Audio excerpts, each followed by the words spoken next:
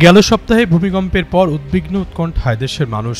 এই উৎকণ্ঠা মাথায় রেখে ভবনের ঝুঁকি মূল্যায়ন সেবা চালু করেছে বাংলাদেশ জামায়াত ইসলামী।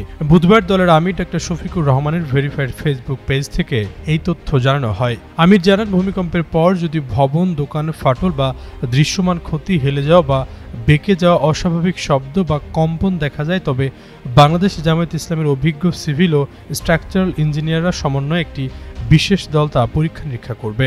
এই সেবার নাম দেওয়া হয়েছে ভূমিকম্প পরবর্তী ভবন সুরক্ষা স্ক্যান। দলের পক্ষ থেকে জানানো হয়, বর্তমানে এই সেবা ঢাকা সিটি কর্পোরেশন এবং পার্শ্ববর্তী এলাকায় প্রদান করা হচ্ছে।